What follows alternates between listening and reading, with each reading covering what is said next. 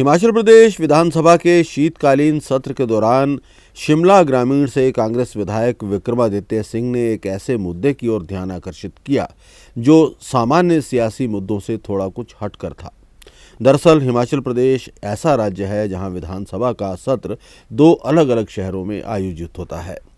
राजधानी शिमला में विधानसभा परिसर के साथ साथ धर्मशाला में भी विधानसभा का सत्र आयोजित किया जाता है।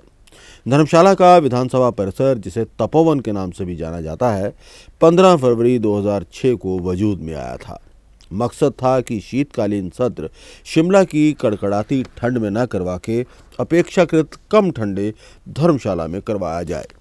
धर्मशाला के तपोवन में सर्दियों के दौरान सत्र का आयोजन तो होता है, लेकिन इन 3-4 दिनों को छोड़कर बाकी पूरा साल ये सुंदर इमारत वीरान रहती है। विक्रमादित्य सिंह ने सदन में अपनी बात रखते हुए कहा था कि प्रदेश की दूसरी विधानसभा का सही इस्तेमाल नहीं हो रहा है। उन्होंने कहा था कि वीरभद्र सिंह और पूर्व विधानसभा स्पीकर बृज बिहारी लाल बुटेल की सोच थी कि इस परिसर का इस्तेमाल केवल सेशन के लिए ही न हो, बल्कि बाकी विधायी कार्यों के लिए भी इसे इस्तेमाल किया जाए। लेकिन इन नेताओं के प्रयास के बावजूद इस परिसर का कोई ज़्यादा इस्तेमाल नहीं हो पाया है। विक्रमादित्य सिंह पहले ऐसे नेता नहीं हैं जिन्होंने इस मुद्दे को उठाया है। वरिष्ठ भाजपा नेता और साल 2017 के चुनाव के बाद प्रोटेम स्पीकर बनाए गए रमेश धवाला ने तो इसे सफ़ेद हाथी ही करार दे दिया था। धवाला ने भी इस परिसर का पूरा साल इस्तेमाल करने की वकालत की थी। बहरहाल तपोवन स्थित विधानसभा परिसर का इस्तेमाल और इसका औचित्य, ये दोनों अब एक बार फिर से चर्चा में आ गए हैं। हिमाचल प्रदेश में शीतकालीन विधानसभा और राजधानी हो, ये विचार मूल रूप से प्रदेश के 5 बार मुख्यमंत्री रहे वीरभद्र सिंह का था। अपर हिमाचल से आने वाले वीरभद्र सिंह की पुरजोर कोशिश रही कि कांगड़ा, ऊना और हमीरपुर जैसे लोअर हिमाचल प्रदेश में भी उनका दबदबा रहे। इसी को मद्देनज़र रखते हुए धर्मशाला में अलग शीतकालीन विधानसभा के निर्माण की परिकल्पना की गई थी। साल 2006 में बाकायदा धर्मशाला में विधानसभा परिसर का निर्माण हो गया।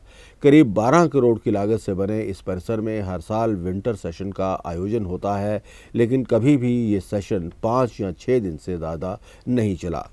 इन 5-6 दिनों के सेशन के लिए राजधानी शिमला का सारा अमला धर्मशाला पहुंच जाता है। बाकी समय में धौलाधार रेंज का खूबसूरत व्यू पेश करती इस इमारत के रखरखाव पर करोड़ों रुपए खर्च करने होते हैं। शीतकालीन सत्र के दौरान भी पूरे प्रशासन को यहाँ लाने ले जाने में करोड़ों रुपए का खर्च होता है। हालांकि धर्मशाला को प्रदेश की विंटर कैपिटल का दर्जा भी दे दिया गया है, लेकिन इससे भी कोई अंतर नहीं पड़ा है। आज भी राज्य का सारा कामकाज शिमला से ही निपटाया जाता है। मौजूदा हालातों में रमेश धवाला का इस इमारत को सफ़ेद हाथी कहना सही साबित होता दिख रहा है। आधिकारिक तौर पर भले ही प्रदेश के नेता कुछ न कहते हों, लेकिन ज़्यादातर को इस बात का एहसास है कि धर्मशाला में विधानसभा सत्र का आयोजन फ़ायदे का सौदा साबित नहीं हो रहा है। लेकिन चूंकि प्रदेश का ये इलाका चुनावी नज़रिए से काफ़ी महत्वपूर्ण है, इसलिए ना तो कांग्रेस और ना ही भाजपा इस पर खुलकर राय रखने को तैयार है। विक्रमादित्य सिंह ने इस परिसर के सही इस्तेमाल की बात कही है, लेकिन ये सही इस्तेमाल किस प्रकार हो, इसे लेकर भी कुछ तय नहीं हो पा रहा है।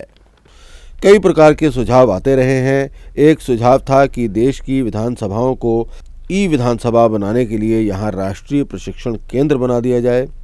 गौरतलब है कि हिमाचल प्रदेश पहला ऐसा राज्य है जहाँ की विधानसभा ई-विधानसभा है, यानी कि इस विधानसभा की सारी कार्रवाई कंप्यूटराइज्ड है।